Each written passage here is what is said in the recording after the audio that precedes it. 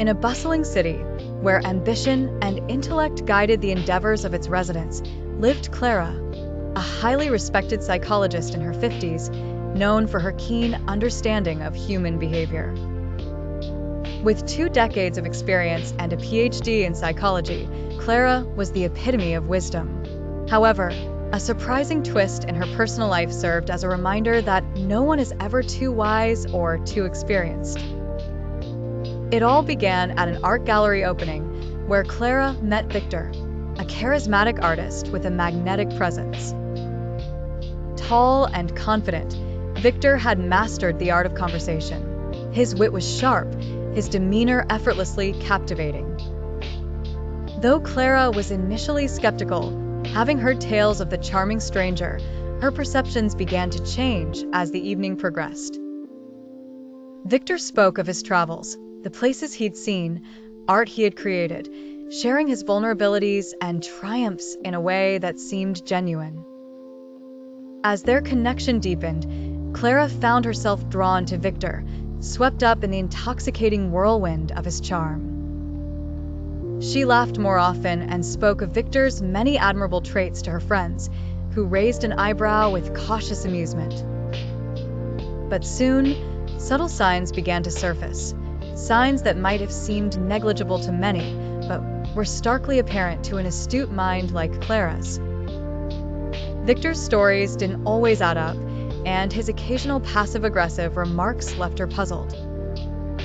But before she could untangle these thoughts, Victor would alter course with a dazzling compliment or plans for a memorable getaway.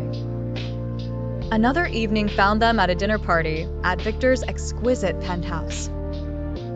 Surrounded by laughter and clinking glasses, Clara quietly observed Victor's interactions. He was a maestro in social settings, confident, attentive, but his eyes sought more acknowledgement than normal, basking in admiration's glow.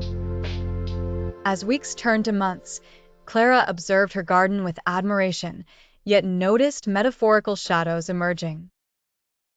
Victor's chronic need for admiration and control became evident.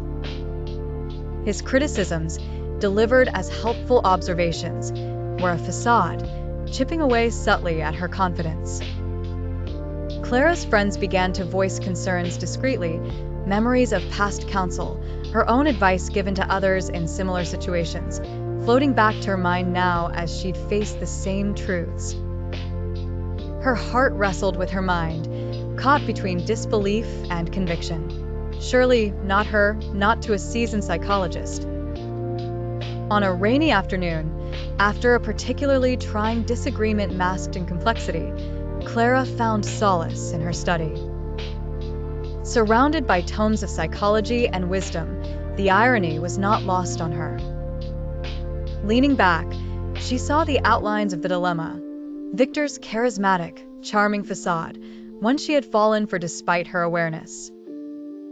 The realization was harsh yet illuminating that no matter one's intelligence, worldly experience, or age, the desire to feel special and understood can be manipulated. Clara sought clarity. She reached out to a colleague, confiding in her turmoil. Together they unearthed the textbook traits, the self-importance, the haughty demeanor, the lack of empathy.